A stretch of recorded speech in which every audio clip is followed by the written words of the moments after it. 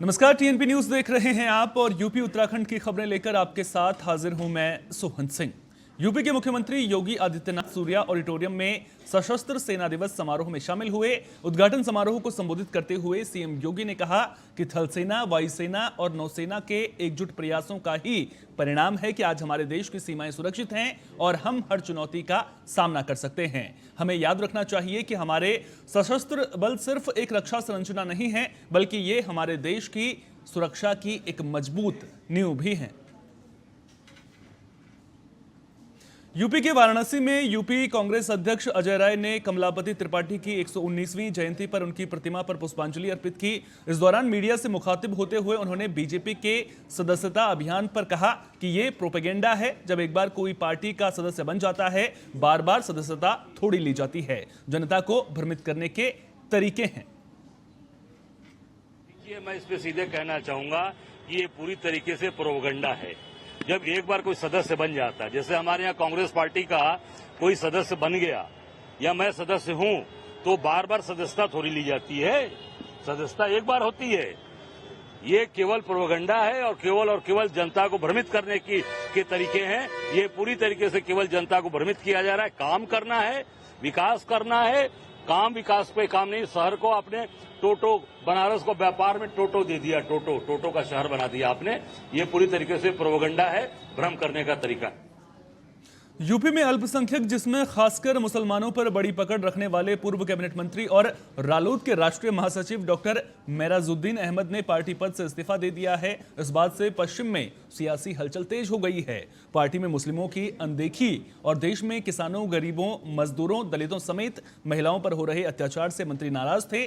बता दें कि डॉक्टर मेराजुद्दीन अहमद चौधरी अजीत सिंह के परिवार के बेहद करीबी माने जाते हैं और यूपी में कद्दावर सेकुलर नेता के रूप में उनकी छवि है। नंदगंज पुलिस और क्राइम ब्रांच की टीम को बड़ी कामयाबी मिली है। पुलिस ने लंबे वक्त से फरार चल रहे 25,000 के इनामी बदमाश का हाफ एनकाउंटर करते हुए उसे गिरफ्तार कर लिया है और फिर उसे अस्पताल में भर्ती कराया है। बता दें कि थाना क्षेत्र के भीतरी बाजार में जनरल स्टोर की दुकान करने वाले मनसुखमा निवासी विनोद यादव की 23 अप्रैल को लाठी डंडों से पीट कर हत्या कर दी गई थी। तब से ही आरोपी फरार चल रहा था। घटना के बाद मौके पर एसपी सिटी भी पहुंचे और जायजा लिया। आरोपी के पास से एक अवैध देसी तमंचा भी बरामद हुआ है। नियमित तौर से वाहनों की चेकिंग चल रही थी और चेकिंग के दौरान हमारे जो नंदगंज एसओ हैं, सोनौली बॉर्डर पे कर रहे थे और सैदपुर भीतरी में इंस्पेक्टर सैदपुर कर रहे थे। एसओजी की टीम भी, चूँकि सैदपुर में कई वांटेड इधर चल रहे हैं घटनाओं के, उस संबंध में ये भी इसी क्षेत्र में थी। चेकिंग के दौरान सोनौली मोड़ पर जब एसओ नंदगंज द्वारा एक व्यक्ति को रोका गया तो वो न रुकते हुए आगे बढ़ गया, पुलिस को धक्का देते हुए। तो इससे शंका हुई कि कोई बदमाश हो सकता है। इस पर एसओ नंदगंज ने अगल बगल के थानों को सूचना देते हुए उसका पीछा किया। रायबरेली के लालगंज थाने के पास एक सर्राफा कारोबारी को बदमाशों ने लूट का विरोध करने पर गोली मार दी और मौके से फरार हो गए। फायरिंग की आवाज सुनकर दौड़े स्थानीय लोगों ने घायल कारोबारी को सीएचसी लालगंज पहुंचाया, जहां हालत नाजुक होने पर डॉक्टरों ने उसे जिला अस्पताल रेफर कर दिया। वहीं घटना की सूचना पाकर मौके पर पहुंचे पुलिस मामले की जांच पड़ताल में जुट गई है। जानकारी के मुताबिक सर्राफा कारोबारी अपने गांव से दुकान पर जा रहे थे, तभी घात लगाए बैठे बदमाशों ने कारोबारी से आभूषण भरा बैग छीनने की कोशिश की थी। यह प्रकरण थाना लालगंज का है। पुलिस को यह सूचना प्राप्त हुई थी कि एक व्यक्ति की गोली लग गई है। तत्काल ही पुलिस टीम द्वारा, फील्ड यूनिट द्वारा घटना का मौका मुआयना किया गया और उन्हें अस्पताल में भर्ती किया गया है। यह भी सूचना प्राप्त हुई है कि उस व्यक्ति के पास एक बैग था, उसमें कुछ आभूषण थे। अभी पीड़ित की हालत ठीक है, उन्हें लखनऊ के लिए और जिला अस्पताल के लिए रेफर किया गया है। परिजनों से पुलिस संपर्क में है, उनसे तहरीर प्राप्त की जा रही है और आगे की विधिक कार्रवाई अमल में लाई जा रही है। अमरोहा जिले के रहरा थाना क्षेत्र में बाइक सवार युवक को तेज रफ्तार बस ने टक्कर मार दी। हादसे में बाइक सवार युवक की मौके पर ही दर्दनाक मौत हो गई। सूचना मिलते ही मौके पर पहुंची पुलिस ने शव को कब्जे में लेकर पोस्टमार्टम के लिए भेज दिया है और बस को कब्जे में लेकर पुलिस परिजनों की तहरीर पर कार्रवाई कर रही है। मेरठ पुलिस को बड़ी कामयाबी मिली है। बच्ची के अपहरण और बरामदगी का मात्र 6 घंटे में ही पुलिस ने खुलासा कर दिया है। पुलिस मुठभेड़ में 3 बदमाश गिरफ्तार किए गए हैं, जिसमें 2 बदमाश पैर में गोली लगने की वजह से घायल हो गए हैं। बताया जा रहा है कि पुराने ड्राइवर और दोस्त ने ही अपहरण की साजिश रची थी। मामले में बहनोई और साले समेत एक अपहरणकर्ता को पुलिस ने गिरफ्तार कर लिया है। क्या कार्रवाई हुई है, कितने बदमाश पकड़े गए हैं? देखिए, आज दोपहर में थाना नौचंदी के शास्त्री नगर क्षेत्र में एक 6 वर्ष की बच्ची के अगवा किए जाने की सूचना थी। सूचना मिलते ही पुलिस द्वारा तुरंत ही पूरे इलाके की नाकाबंदी की गई थी तथा लगातार चेकिंग कराई जा रही थी। अगवा होने के करीब 2 घंटे बाद बच्ची सकुशल वापस आ गई थी। इस घटना के अनावरण के लिए सीओ सिविल लाइंस के निर्देशन में एसएचओ ये नौचंदी थाना नौचंदी पुलिस और एसओजी की टीम और सर्विलांस की टीम लगाई गई थी। इसमें जो पूछताछ की गई, परिजनों से पूछताछ के दौरान मैनपुरी में चोरों के हौसले बुलंद हैं। एटीएम से दिन दहाड़े चोरों ने लाखों रुपए उड़ाए। चोरी की पूरी घटना सीसीटीवी कैमरे में कैद हो गई है। करहल गेट चौकी से 200 मीटर की दूरी पर इस वारदात को अंजाम दिया गया है। मामले की शिकायत दुकान मालिक ने थाने में की। सीसीटीवी फुटेज के आधार पर पुलिस मामले की जांच में जुट गई है।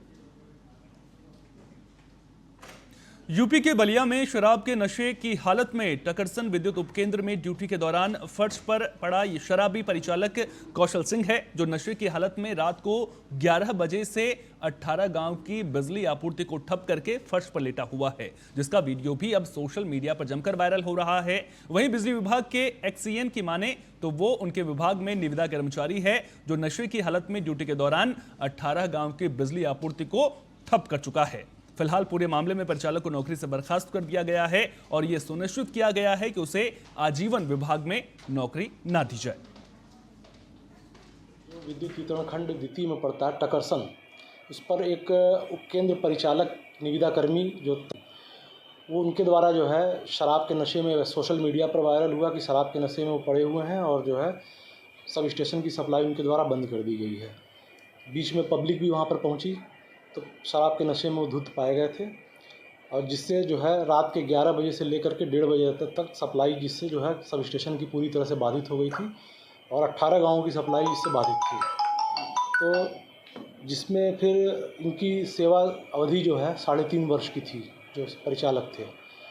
तो अब इस पर कार्रवाई ये की जा रही है कि ग्लोबटेक इंफ्रा के ये कर्मचारी थे निविदा कर्मी, इनकी सेवा समाप्ति की जो है सूचना उनको दे दी गई है पत्र द्वारा और इनकी कल तक सेवा समाप्ति इनकी करवा दी जाएगी। अमरोहा जिले के गजरौला में ट्रेनी सीओ के भाई ने फांसी लगाकर आत्महत्या कर ली, जिसकी जानकारी पड़ोसियों ने तुरंत पुलिस को दी। मौके पर पहुंची पुलिस ने दरवाजा तोड़कर शव को बाहर निकाला और पोस्टमार्टम के लिए भेज दिया। फिलहाल पुलिस मामले की जांच में जुट गई है। मृतक की पहचान मोनू कुमार के रूप में हुई है, जो प्रतियोगी परीक्षाओं की तैयारी कर रहा था।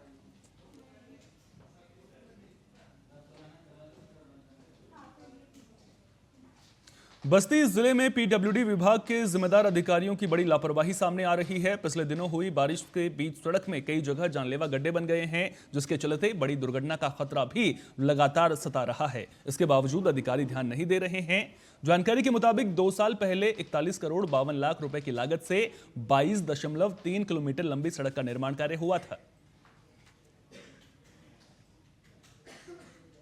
यूपी के कासगंज में कब्र से युवक का शव निकाला गया है। पिता ने हत्या की आशंका जताई थी। बता दें कि 2 महीने पहले सड़क हादसे में युवक की मौत हो गई थी। पिता ने डीएम को एक शिकायती पत्र सौंपा था, जिसमें उसने आरोप लगाया कि उनके दामाद ने 18 मई 2024 को उनके बेटे को बस स्टैंड पर ले जाने के बहाने अपने साथ ले गया। उसी दौरान दामाद ने उसके बेटे की हत्या की है। एक युवक जिसका नाम आदिल उर्फ मोनू है, जो मूल रूप से अलीगढ़ के रहने वाला है, जो मई महीने में अपने बहनोई के साथ जो है कासगंज जा रहा था, जिसका फूलना थाना क्षेत्र में मोटरसाइकिल से एक्सीडेंट हुआ। अंतिम संस्कार कर दिया, शव को दफन कर दिया। लगभग 2 महीने बाद उस युवक की माँ कप्तान साहब के पास और डीएम साहब के पास आई कि उसमें जो है उनके बेटे को एक्सीडेंट नहीं हुआ है, उसके बहन उसके दामाद नहीं उसके। बलिया में शराब तस्करों को पकड़ने के लिए यूपी पुलिस ने एक अनोखा ऐलान किया है। अपराधी लाओ पैसे कमाओ, जिसको पैसा चाहिए वो इनामिया बदमाशों को पकड़वा दी। एक पर 25,000 का इनाम है, 3 को पकड़वा दिए तो 75,000 का इनाम मिलेगा। मनियर थाने के थानाध्यक्ष ने सैकड़ों ग्रामीणों को राम जानकी मंदिर में बुलाकर मीटिंग के दौरान ये तमाम बातें समझाई। वहीं एसपी बलिया का कहना है कि शराब और गौ तस्करों की सूचना देने वालों को भी इनाम मिलेगा। कि जनपद बलिया में आम जन का और उनके परिवारों का और पर्टिकुलरली जनपद बलिया को अपराध मुक्त रखने के लिए हम लोगों ने 16 बिंदुओं पर आम जन से अपील की है कि वो पुलिस के मददगार कैसे हो सकते हैं जिससे कि हम उनकी सुरक्षा कर सकें। तो उसमें विभिन्न बिंदु शामिल हैं जिसको कि सोशल मीडिया के माध्यम से और प्रिंट मीडिया के माध्यम से और आपके माध्यम से भी हम लोग चाहते हैं कि जन जन तक ये पहुँचे जिससे कि वो अपनी सुरक्षा कर सकें, अपने परिवार की सुरक्षा कर सकें और जनपद बलिया को अपराध मुक्त रखने में हमारी मदद करें। हम देवेंद्र यादव पूर्व प्रधान चकरघट्टा, जो अभी वर्तमान में मेरी बहन प्रधान है, मैं प्रधान प्रतिनिधि हूँ। हमारे यहाँ राम जानकी मंदिर को आज कौन आया था और कहाँ बैठक हुई? हमारे यहाँ जो है चकरघट्टा राम जानकी मंदिर को एसओ साहब आए थे और दारू के बारे में जो है सारे गांव के लोग को डूबी लगा के बुलवाया गया और सारे लोग शपथ खाए कि जो है दारू के लिए हम लोग शपथ लेते हैं कि हम दारू बंद करें। खबर रायबरेली से है, जहां मामूली बात पर दबंगों ने महिलाओं की पिटाई कर दी, जिसमें एक बुजुर्ग महिला समेत 2 महिलाएं गंभीर रूप से घायल हो गई हैं। दोनों महिलाओं की गंभीर हालत को देखते हुए जिला अस्पताल रेफर कर दिया गया है। मौके पर पहुंची पुलिस ने उच्च अधिकारी को मामले की जानकारी दे दी है। मामला हरचंदपुर थाना क्षेत्र के ढिकौरा का बताया जा रहा है। क्या हुआ भैया? जी सर, हमको पता नहीं था, घर में पता चली कि मारपीट हो गया। हाँ। तो यहाँ मारपीट होने के बाद मैं आया था, तो उसके बाद क्या जानकारी आपको लगी कि यहाँ मारपीट हो गया, तो मैं भाग के आया था। आपका क्या हुआ है? दारू पी के गाड़ी दे रहा था, मम्मी कह रहे थे बाबू चले जाओ यहाँ से। कौन था वो? मनोज नाम। पूरा नाम क्या है? मनोज तिवारी। आगरा से हैरान करने वाली खबर सामने आ रही है। स्वास्थ्य विभाग ने एक दुकान में अवैध तरीके से गर्भपात का मामला पकड़ा है। स्वास्थ्य विभाग ने आशा के जरिए पहले रेकी की और फिर मौका मिलते ही आरोपी नर्स को अरेस्ट कर लिया है। आरोपी नर्स खुद को प्राइवेट अस्पताल की नर्स बता रही है, लेकिन जब उससे चिकित्सकीय डिग्री और क्लिनिक का लाइसेंस मांगा गया तो उसके पास कुछ भी मौजूद नहीं था। टीम ने दुकान को सील करने के बजाय ताला लगाया है और थाने में तहरीर दी है।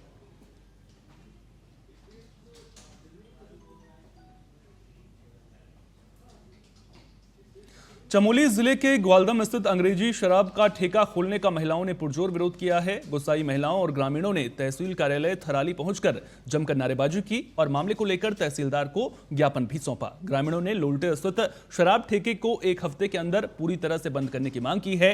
वहीं मांग पूरी न होने पर उग्र आंदोलन की चेतावनी दी है, जिसके चलते आपको बता दें कि शाम तक दुकान को बंद रखना पड़ा है। हालांकि प्रदर्शनकारी महिलाओं के लौटने के बाद लोल्टे स्थित शराब ठेके पर खूब चहल पहल देखने को मिली। उसमें हमको बहुत गैरफायदा हो रहा है। हमारे बच्चे और हमारे आदमी सब वहाँ पर दारू पी रहे हैं। जो छोटे छोटे बच्चे हैं वो भी वहीं पर शराब पी रहे हैं, हमारे मुँह के सामने पी रहे हैं। फिर इसीलिए हमने आज कितने 1 महीना हो गया उस समय से हम यहाँ आंदोलन पे है, धरना पे है। कल भी हम सुबह से शाम 6 बजे तक 7 बजे तक वहीं थे। हमारे बच्चे और गाय भैंस घास सब हमारे वैसे ही रहे।